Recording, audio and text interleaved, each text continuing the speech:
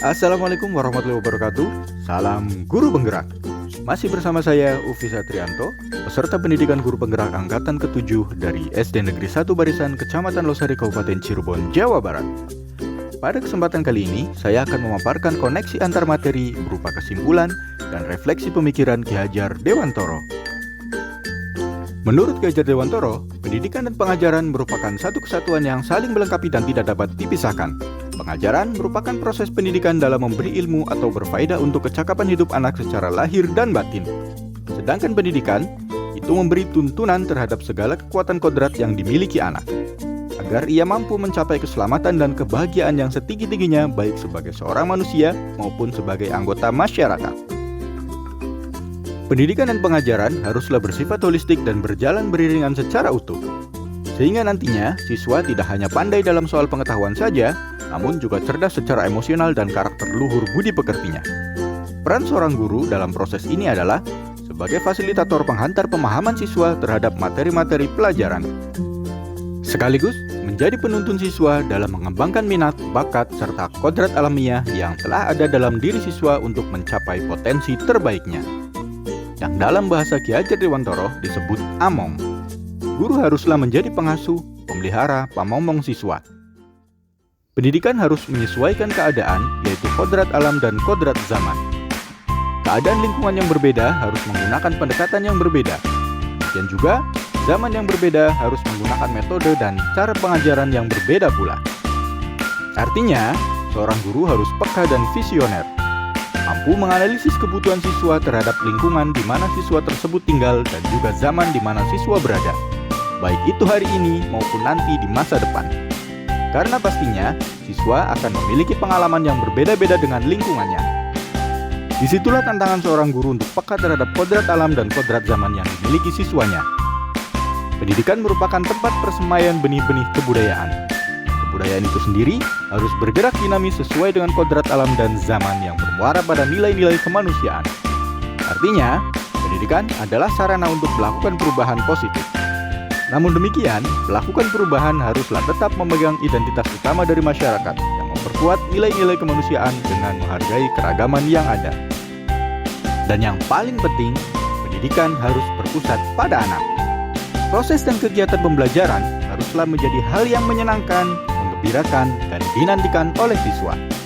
Maka, biarkanlah siswa belajar sesuai dengan kemampuan dan karakternya sendiri-sendiri. Jangan memaksakan siswa untuk memiliki pemahaman dan cara belajar yang seragam. Karena pendidikan adalah tentang keberagaman.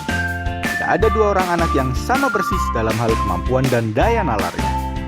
Guru cukuplah menjadi penuntun dalam kegiatan belajar siswa. Seperti semboyan yang dikemukakan oleh Ki Hajar Dewantoro, Ing ngarso sung tulodo, ing madya mangun karso, tutwuri handayani. Setelah memahami materi-materi di modul 1.1 tentang pemikiran pendidikan Ki Hajar Dewantoro, banyak sekali hal baru yang saya dapatkan. Apa-apa yang selama ini saya pahami dan saya yakini benar, bahkan sudah saya jalankan dalam kegiatan pembelajaran, ternyata masih banyak kesalahan di sana-sini.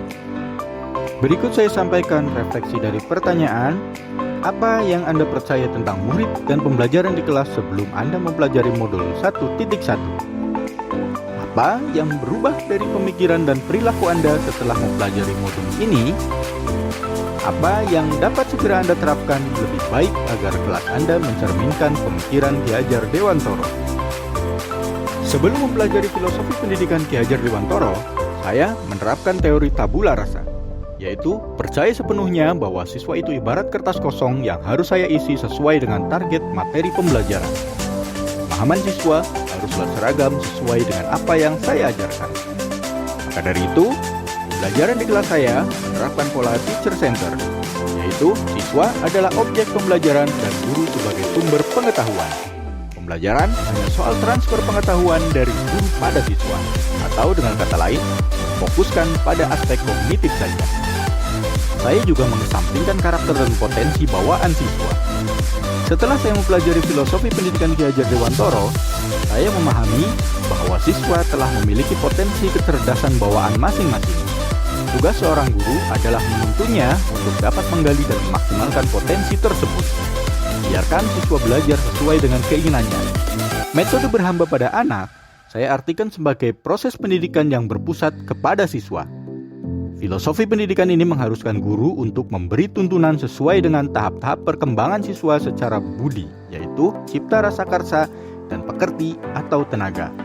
Setelah memahami filosofi pendidikan Ki Hajar Dewantara berupa pendidikan yang memerdekakan anak, yang dapat segera saya terapkan dalam kegiatan pembelajaran di kelas saya adalah, saya akan menerapkan pembelajaran yang menyenangkan dengan model pembelajaran active learning, menggunakan pendekatan student center, memberikan materi pembelajaran yang sesuai dengan tuntutan zaman, serta menyesuaikan karakteristik dan latar belakang siswa.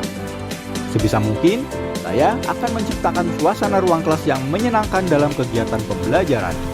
Saya akan lebih menekankan pada internalisasi nilai-nilai budi pekerti yang terkandung dalam materi pembelajaran, pada bagaimana siswa bisa menunjukkan perubahan sikap yang positif setelah mendapatkan materi pembelajaran.